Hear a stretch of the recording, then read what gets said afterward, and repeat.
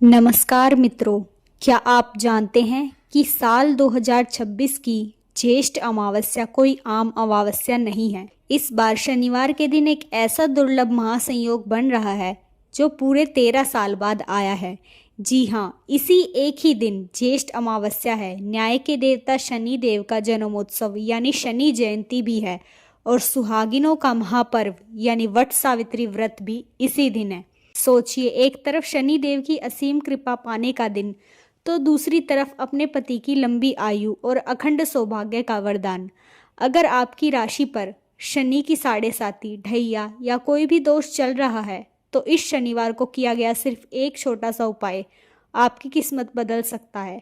आज के इस वीडियो में हम जानेंगे अमावस्या का सही शुभ मुहूर्त, वट सावित्री पूजा की विधि और शनि देव को शांत करने के कुछ ऐसे गुप्त उपाय जो आपको कहीं और नहीं मिलेंगे।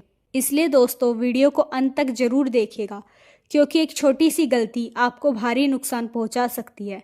साथ ही कमेंट में लिख दीजिए जय शनिदेव। सबसे पहले जान लेते हैं सही तारीख और मुहूर्त, क्योंकि शास्त्रों में पूजा हमेशा उदय तिथि और सही चौघड़िया में ही फलदायी होती है।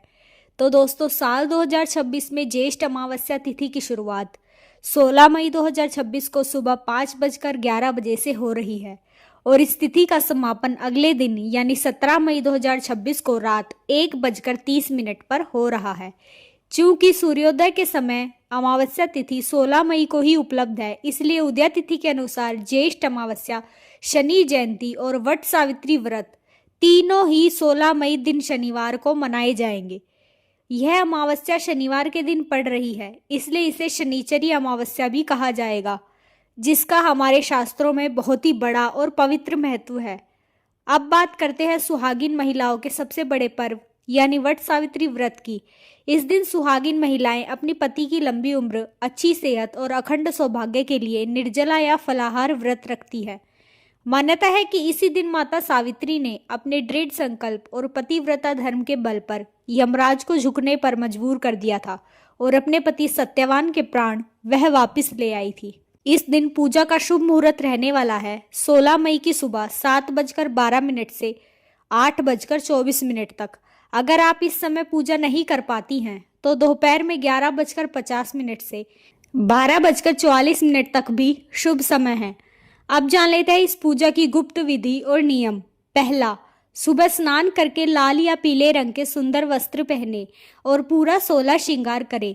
भूल कर भी इस दिन काले, नीले या सफेद रंग के कपड़े या चूड़ियां नहीं पहननी चाहिए, इसे अशुभ माना जाता है।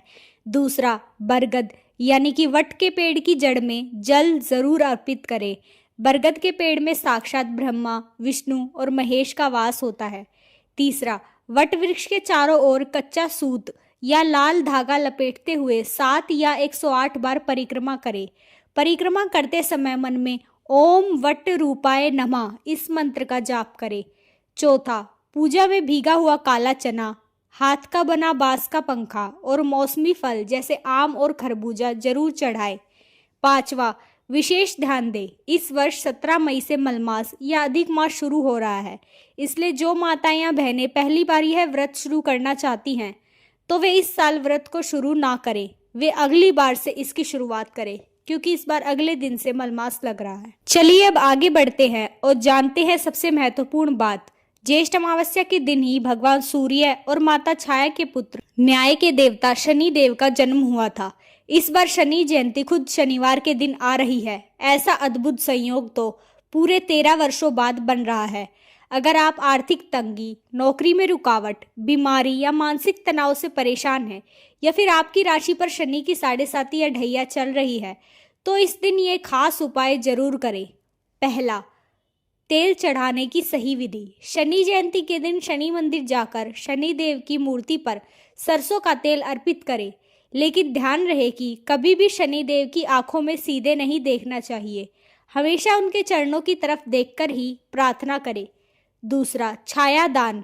एक कटोरी में सरसों का तेल ले, उसमें अपना चेहरा परछाई देखे और फिर उस तेल को किसी जरूरतमंद को दान कर दे या शनि मंदिर में रखाएं। इसे छाया दान कहते हैं। इससे शनि देव का क्रोध तुरंत ही शांत हो जाता है। तीसरा, महामंत्र का जाप। इस दिन शाम के समय पीपल के पेड़ के नीचे सरसों के तेल का दीपक जलाएं और ओम शन शनिश्चराय नमः इस मंत्र का 108 बार जाप करें। चौथा, हनुमान जी की पूजा। शनिदेव ने बजरंग बली को वचन दिया था कि जो भी हनुमान की भक्ति करेगा उसे शनि कभी परेशान नहीं करेंगे, इसलिए इस दिन हनुमान चालीसा या सुंदर कांड का पाठ जरूर ही करें। पांचवा, जान लेते हैं कि क्या ना करें। शनि अमावस्या के दिन भूल कर भी बाल, दाढ़ी या नाखून नहीं कटवाने चाहिए। इस दिन लोहा, सरसों का तेल या काले तिल खरीदकर घर नहीं लाने चाहिए, बल्कि इन चीज़ों का तो दान करना चाहिए।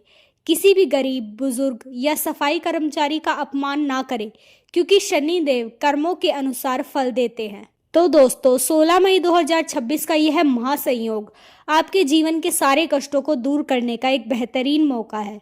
सच्चे मन से की गई पूजा और छोटे छोटे दान आपके घर में सुख समृद्धि ला सकते हैं। आपको यह जानकारी कैसी लगी, हमें कमेंट बॉक्स में जरूर बताएं और जय शनिदेव या जय माता सावित्री लिखकर हमारा आभार व्यक्त करें। अगर वीडियो पसंद आया हो तो इसे लाइक करें, अपनी माताओं, बहनों और दोस्तों के साथ शेयर करें और ऐसी ही सटीक धार्मिक जानकारियों के लिए हमारे चैनल डेली स्पिरिचुअल स्टोरीज को अभी सब्सक्राइब करके बेल आइकन दबा दीजिए। मिलते हैं अगले वीडियो में, तब तक के लिए नमस्कार, जय श्री कृष्णा।